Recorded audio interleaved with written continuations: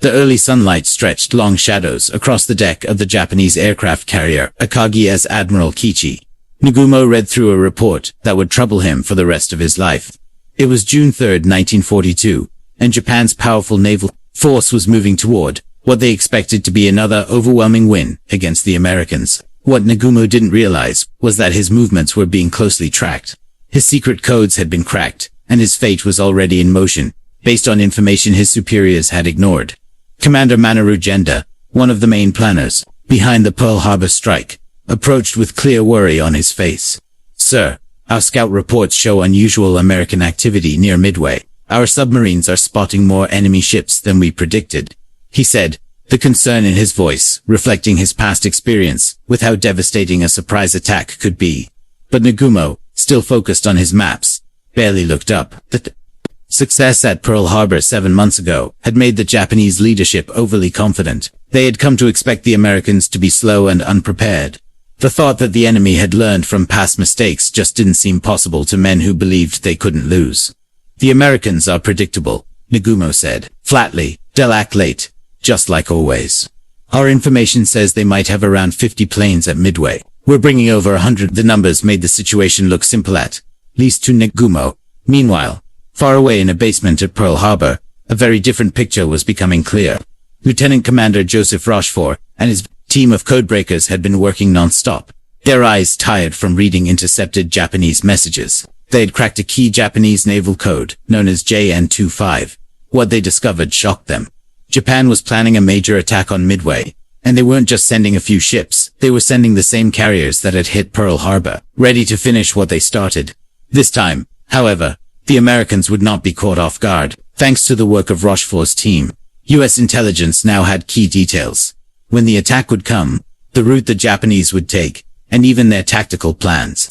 Back on the Akagi, the ship's captain, Kichi Hasegawa, was going through weather updates with increasing concern. The Pacific was unstable, with scattered storms and tricky winds that could make flying difficult. Even more worrying were the incomplete reports from Japanese submarines that hinted at more American ships than expected. Carefully, Captain Hasegawa voiced his concern, knowing that challenging orders was rare in Japan's navy. "Maybe the Americans have more ships nearby than our reports suggest. The submarine sightings are troubling." Nagumo's face tightened.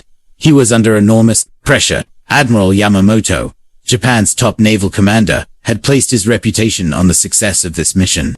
The goal was to capture Midway, expand Japan's defenses, and pull the remaining U.S. fleet into one final battle.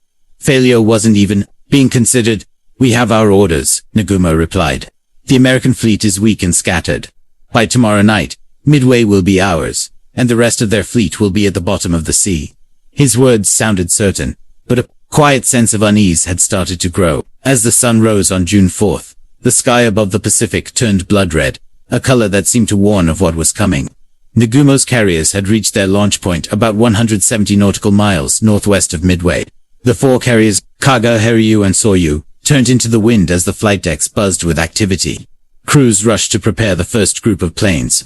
At 4:30 a.m., the first wave took off into the dim light. 108 aircraft in total, 36 torpedo bombers, 36 dive bombers, and 36 fighters. Leading them was Lieutenant Joichi Tominaga, an experienced pilot who had served since the China War. But the Japanese had no idea they were flying into a trap, one of the most carefully planned in naval history. Admiral Chester Nimitz, commander of the U.S. Pacific Fleet, had used the decoded messages from Rochefort's team to place his forces with great care. Task Force 16, under Rear Admiral Raymond Spruance, and Task Force 17, led by Rear Admiral Frank Jack Fletcher, were already positioned northeast of Midway, hidden from Japanese scouts. At 5:52 a.m., Lieutenant Howard 80, flying a patrol plane from Midway, spotted the incoming enemy and radioed the base. Many planes heading Midway, bearing 320, distance 150 miles. The trap was ready. On Midway itself, American troops prepared for the attack. Colonel Harold Shannon's Marines had spent months strengthening the island's defenses, expecting a major fight. Anti-aircraft gunners took their positions. Fighter planes scrambled, and everyone braced for what might be their last stand. At 6:20 a.m., the Japanese began their assault with deadly accuracy. Tominaga's bombers rained explosives on the island's airstrip, fuel tanks, and gun placements. The American fighters' older aircraft, like the Brewster Buffalo and a few newer Wildcats, went up to meet them but were no match for the faster, more agile Japanese Zero fighters. Major Floyd B. Parks, leading the Marine Fighter Squadron, gave his final radio message, "Tally-ho Zeros at 2 o'clock high." Minutes later, 15 out of 26 American fighters had been shot down, their wrecks falling into the sea. From the air, Lieutenant Tominaga took stock of the damage. Though the attack had done serious harm, Midway's airfield was still usable. A second wave would be needed to fully disable it. At 7 a.m., he sent the message back to Akagi. There is need for a second attack wave. That short message would become one of the most important in the history of naval warfare. Nagumo now had to make a critical choice. His second wave of aircraft was already prepared with weapons meant for ships' armor-piercing bombs and torpedoes. To strike Midway again, they would need to be rearmed with bombs for land targets, a change that would take at least an hour. During that time, the carriers would be exposed. Commander Genda advised caution. "Admiral, we should keep the anti-ship weapons. Reports suggest American ships may be near." But past experience had shown Japanese intelligence was often wrong, and Nagumo believed the Americans were still disorganized and far away. "Rearm for a second attack on Midway," he ordered. While the crews worked hard to switch out the weapons, American dive bombers were already flying toward them, guided by the intelligence breakthrough. The setup for one of the biggest turning points in history was now complete. At 7:28 a.m., a Japanese radio operator on the cruiser tone finally sent out a message that would alter the course of the war. 10 ships, likely enemy, bearing 0100, distance 240 miles from Midway, moving at over 20 knots. The American fleet, the one that supposedly wasn't there, had been found. Nagumo felt a chill run through him. For months, he'd been told the U.S. carriers were either under repair or operating far away. The plan had seemed simple. Destroy Midway's defenses, take the island, and wait for the U.S. fleet to come. One part at a time, so it could be picked off. Commander Genda rushed in. "This changes everything. If American carriers are here, we must attack immediately with ship weapons." His urgency matched the danger they faced. But Nagumo was stuck between two bad options. Half of his planes were returning from the Midway attack, low on fuel, and needing to land soon. The second wave was halfway through rearming from Ship 2. Land weapons are a process that couldn't be instantly reversed. Launching an attack now would mean abandoning the returning planes, possibly letting them crash into the ocean. "How long until we must recover the returning aircraft?" Nagumo asked. "No more than 30 minutes, sir," came the reply. "They're almost out of fuel." Nagumo's next decision would be studied by military experts for decades. At 7:45 a.m., he chose to recover the returning planes first, then rearm the rest, for a full strike on the American fleet. Tactically, it made sense. Strategically, it would be a disaster. He didn't know that the U.S. carriers Enterprise and Hornet had already launched their own strike teams. Lieutenant Commander Wade McCluskey, leading 37 dive bombers from Enterprise, was flying a wide search pattern, trying to find the Japanese fleet. His fuel was almost gone. According to later studies, McCluskey made a bold choice to keep searching, even as his plane neared its limits, a move that would decide the battle. At 9:20 a.m., he spotted a lone Japanese destroyer, Arashi, racing to catch up with the fleet after dropping depth charges on an American submarine. McCluskey guessed the destroyer's path would lead him to the carriers. He followed it. Back on Akagi, the return of the Midway attackers was almost finished. Tominaga's plane, damaged and trailing smoke, came in for landing. The flight deck was in chaos, planes being moved, fueled, and rearmed. Bombs and torpedoes lay everywhere as crews rushed to prepare for an attack on the American ships. At 9:55 a.m., Japanese lookouts spotted planes approaching from the northeast. They weren't Japanese. They were American torpedo bombers from Hornet, led by Lieutenant Commander John C. Waldron. Flying low and slow, they went straight into the range of the Japanese defenders. The response was quick and brutal. Japanese Zero fighters attacked from above, ripping through the U.S. planes. One after another, they were shot down. Of the 15 planes in Waldron's squadron, only one survived. Its pilot, Ensign George H. Gay, would float alone in the ocean for 30 hours, watching the historic battle unfold. Torpedo squadrons from Enterprise and Yorktown met similar ends. By 10:20 a.m., 41 American torpedo bombers had been sent out. Only 6 made it back. None of their torpedoes hit. Japanese pilots celebrated over the radio, thinking the fight was nearly won. Nagumo himself allowed a brief moment of pride. His fighters had performed well, and his carriers were still untouched. But the sacrifice of those torpedo bombers had served a crucial purpose. They had drawn the Japanese fighters down to sea level, leaving the skies above nearly undefended. At exactly 10:22 a.m., Lieutenant Commander McCluskey's dive bombers appeared in the sky like a sudden storm, ready to strike in what would become the most devastating 3 minutes in the history of naval warfare. On June 4, 1942, Lieutenant Commander Wade McCluskey looked down through scattered clouds and saw a sight he'd never forget. Below him, lined up like models in a tub, were the 4 Japanese aircraft carriers of Admiral Nagumo's Strike Force Akagi, Kaga, Hiryu, and Tsukyo. Their flight decks were crowded with planes being ready to deliver what they believed would be the final blow to the American fleet.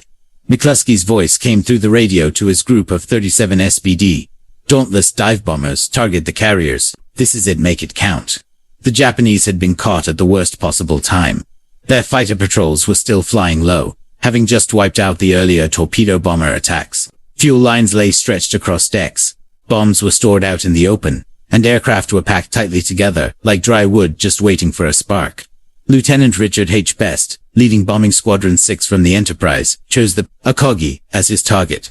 As he guided his plane into a steep 70-degree dive, the carrier filled his sights. Japanese gunners opened fire, dark bursts of smoke erupting around him, but it was clear they were too late. At 9,000 feet, Best dropped his 1,000-pound bomb and pulled out of his dive, the force nearly knocking him out. His wingmen followed behind in perfect form, their bombs falling with deadly accuracy. The first bomb struck just behind the midship elevator, punching through the flight deck and exploding in the hangar below. The second hit near the port side, setting fire to fully fueled and armed planes. Within moments, Nagumo's flagship was engulfed in fire, no longer the proud heart of Japan's navy. At the same time, Lieutenant Commander Maxwell F. Leslie's Bombing Squadron 3 from the Yorktown attacked the Soryu. Though Leslie's own bomb didn't release, his squadron hit their mark. 3 direct hits reduced the carrier to a burning ruin in under 2 minutes. Kaga faced a similar fate under the bombs of McCluskey's remaining planes. 5 powerful hits tore through the massive ship, triggering explosions that echoed for miles. Captain Jisako Okada, commanding officer of the Kaga, stood silently on the bridge as his ship died around him, knowing that years of naval power were vanishing in mere minutes. According to U.S. Navy battle reports preserved at the Naval Historical Center, the attacks on all 3 carriers lasted just over 3 minutes, but in that short time, Japan's naval strength in the Pacific was effectively shattered. On the burning Akagi, Admiral Nagumo faced a terrible choice. His flagship was heavily damaged and on fire. He could either go down with it or transfer his command to continue the fight. Captain Taijiro Aoki, the ship's commander, urged Nagumo to leave. "Admiral, you must transfer to the Nagara," he pleaded, referring to a nearby light cruiser. "Your experience is vital to the Emperor's navy." Amid the chaos of exploding bombs and rising flames, Nagumo and his team lowered themselves by ropes to a destroyer. As they sailed away, he watched the once proud ship from which he'd launched the Pearl Harbor attack, now covered in flames, reaching hundreds of feet into the air. But the fight wasn't over. The carrier Hiryu, led by Rear Admiral Tamon Yamaguchi, was operating apart from the other carriers and remained untouched. A bold and seasoned commander, Yamaguchi immediately launched a counter-strike at dive bombers and 6 fighters driven by a fierce desire to avenge his comrades. Around 11:30 a.m., Yamaguchi's planes reached the American fleet. Their main target was the Yorktown, which had already been damaged in the earlier Battle of the Coral Sea. Despite strong defensive fire, the Japanese planes attacked with fierce determination. 3 bombs hit the Yorktown, causing serious damage, and bringing the carrier to a halt as black smoke poured from her deck. The crew fought to contain the damage. For a brief moment, it seemed Japan might turn the tide. But Yamaguchi's success wouldn't last. American scouts had already located the Hiryu, and another group of dauntless dive bombers was now heading straight for the last active Japanese carrier. The final and decisive clash at Midway was about to begin. Rear Admiral Yamaguchi stood on the Hiryu's bridge as the afternoon sun lengthened the shadows across the sea. In the distance, the smoke from the burning Akagi, Kaga, and Soryu rose like funeral pyres. Once part of the world's most powerful carrier group, Yamaguchi was now the only remaining flag officer. He knew the decisions he made next would decide whether the disaster could be salvaged or if Japan would suffer its greatest defeat. "Sir, the second strike is ready," reported Commander Kawaguchi, the air operations officer. On deck, 18 D-3A, Val dive bombers, and 60 fighters were warming up for launch. Yamaguchi had already hit the Yorktown once, and now aimed to finish the job. But time was slipping away. American aircraft had been spotted flying high nearby, and he realized his position was exposed. The question was whether his strike could reach the enemy before the Americans arrived. At Loudon-Senchifin, PM, the Hiryu's second wave took off. Lieutenant Mio Kobayashi led them toward the last reported position of the U.S. fleet, carrying the hopes of all that remained of the Japanese offensive. But not long after they departed, the Hiryu's lookouts spotted American planes approaching from the northeast. Lieutenant Commander Earl Gallagher, leading 24 dive bombers from the Enterprise, had found them. "This is Gallagher. Target the carrier. Make it count. It's their last one," he radioed to his men. Many of these pilots had already fought earlier that day and knew this might be their final mission. Yamaguchi watched the incoming attack calmly. Like a true warrior, ready for his fate. "All stations prepare for attack. Fight to the last man," he ordered. The carrier's anti-aircraft fire was intense, but couldn't stop the onslaught. Most of Hiryu's fighters had already been lost in earlier battles. At 3:02 p.m., bombs began to strike. Japanese naval records show 4 direct hits, each causing major damage. One bomb tore through the forward elevator, exploding among aircraft ready for launch. The next 2 sparked massive fires, especially near the fuel storage. The last hit, dropped by Gallagher himself, blew apart the fire control systems. The last of Nagumo's carriers had now become a flaming wreck, but unlike the other commanders who had abandoned ship, Yamaguchi made a fateful choice. "I will stay aboard," he announced. Captain Tomio Kaku, the Hiryu's commander, chose to remain as well. The two stood together, following the ancient code of Bushido, choosing honor over survival. As flames spread and the ship tilted dangerously, the crew began to evacuate. Some sailors decided to stay with their leaders, unwilling to live through defeat. Meanwhile, Lieutenant Kobayashi's group had reached the American fleet and launched a final attack on the damaged Yorktown. Despite her earlier wounds, the Yorktown's crew had made repairs, getting her moving again and launching more fighters. The Japanese pilots attacked with full force. 2 torpedoes hit the Yorktown's port side, causing severe flooding and a dangerous lean. The battle-worn carrier, already a veteran of Coral Sea, finally gave in and began to sink. But even this last blow couldn't hide the scale of Japan's defeat. As night fell over the Pacific, Admiral Yamaguchi sent his final message to the fleet. "We have fought bravely, but are now beyond help. Long live the Emperor." Early the next morning, at 5:10 a.m. on June 5th, the Hiryu rolled over and sank Yamaguchi and the last of Japan's carrier strength with it. The Battle of Midway was essentially over, but its effects would be felt across the Pacific for the rest of the war. In one day, Japan had lost 4 carriers, over 200 aircraft, and many of its most skilled pilots. More importantly, it lost the upper hand in the war it had held since Pearl Harbor. On the morning of June 5th, gray clouds hung over the Pacific. The floating debris and oil slicks marked the watery graves of 4 Japanese carriers, a silent reminder of one of the most important sea battles ever fought.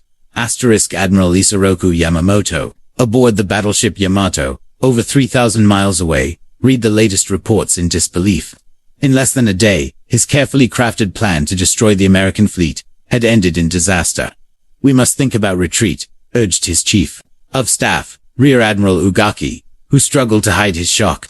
"Without our carriers, we can't take Midway." Yamamoto stayed quiet for several minutes, realizing that everything he had planned, his reputation, his strategy, and Japan's hopes was falling apart. The plan had seemed perfect. Lure the Americans in, crush them one piece at a time, and force a peace deal.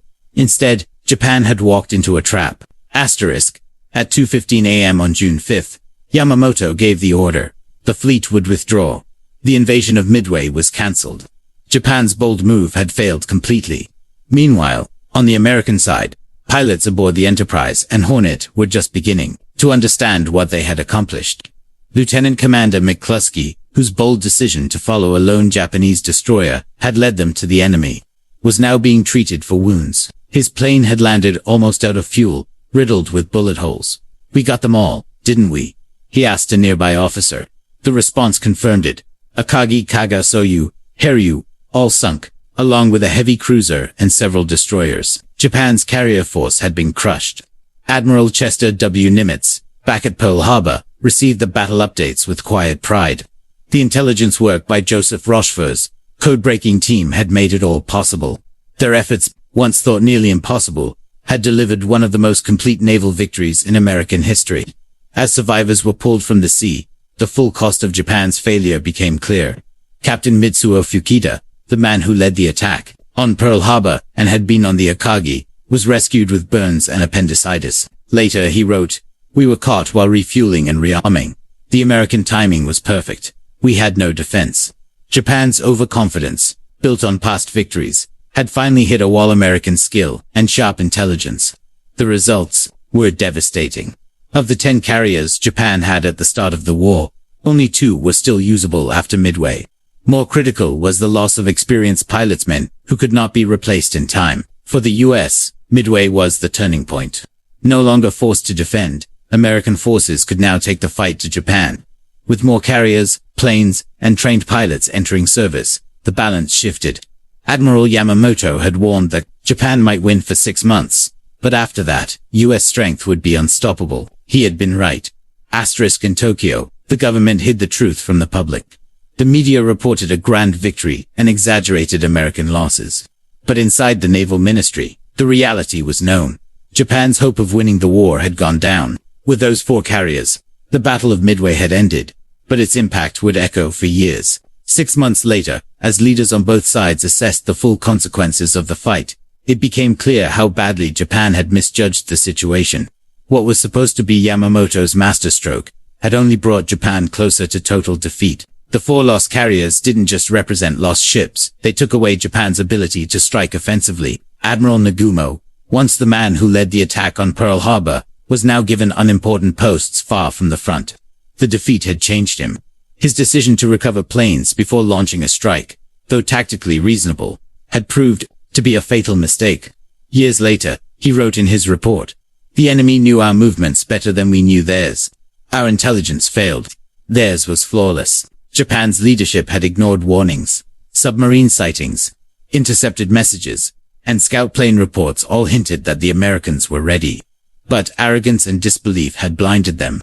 Over 3,000 Japanese sailors and airmen died. At Midway, among them was Lieutenant Joichi Tomonaga, who had led the first attack and requested the second strike that caused the critical delay. Most tragically, Admiral Yamaguchi chose to die with his ship rather than surrender. His final words, "We have fought bravely, but are now beyond help." "Long live the Emperor," became a legend in the Japanese Navy. Lieutenant Commander Joseph Rochefort, whose team had made victory possible, got little praise at the time. His work had upset powerful figures in Washington, who blocked his nomination for a major award. It would take decades before his role was truly recognized. Midway shockwaves were felt far beyond the battle. Japan postponed its plans to invade. Australia couldn't cut off New Zealand, and never again launched a major offensive. As noted in Admiral Samuel Eliot Morrison's official Navy history, Midway marked the point where Japan's advance stopped, and America's push began. Soon after, U.S. troops landed on Guadalcanal, starting the long and bloody campaign that would lead them toward Japan itself. Battle by battle, the gap in industrial power and pilot experience widened. The ships and crews Japan lost at Midway were never replaced in time. Admiral Yamamoto, who had orchestrated both Pearl Harbor and Midway, wouldn't live to see the outcome of his gamble.